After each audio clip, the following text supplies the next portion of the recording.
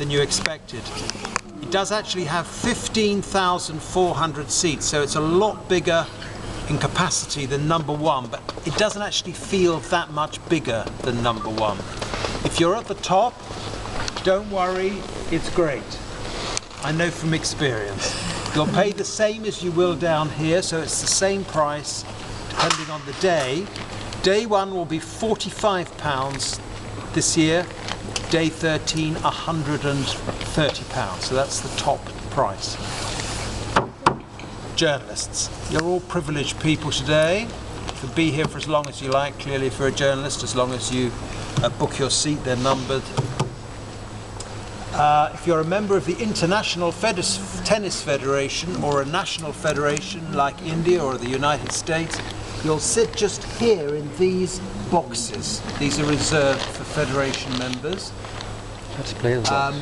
If you are a BBC commentator, you will be here in this studio with the roof just below us. And if you're ESPN, NBC as was, you'll be on either side of the scoreboard in that corner too. So you'll see McEnroe in there for the finals of the men, and you'll see him over here for the BBC for the finals of the women. He does both. BBC Radio 5 live to the right of the Royal Box. The Royal Box is the empty space you see in the middle. Has anybody ever sat in the Royal Box? You won't have to pay when you do, by the way. You are a guest of the club, and you're hosted by the Queen's cousin, the Duke of Kent, who is chairman of the club, president of the club, and the chairman and he sit at the front with a special TV screen showing them what's going on. It's a very nice day out. You get a drink when you arrive, you get complimentary newspapers, you get lunch, you get tea, you can have a great day. What they don't want you to do is fall asleep in your sofa and not watch television, not watch tennis.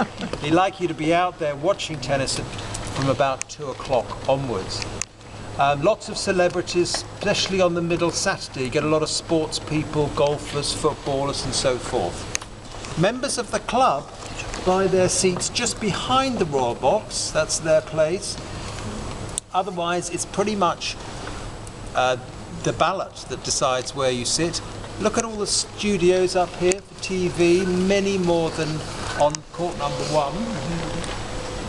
And look at the roof.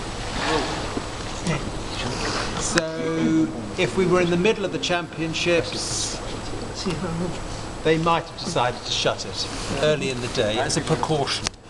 The thing about the roof is that it changes the atmosphere of the game completely. How many of you have actually been here with the roof shut? You haven't. It is a very different experience. The thing that really surprises you is the acoustic. It suddenly becomes an indoor space. And some players, of course, hate playing indoors. So it is quite controversial if halfway through a match you hear things differently. It does affect your psychology.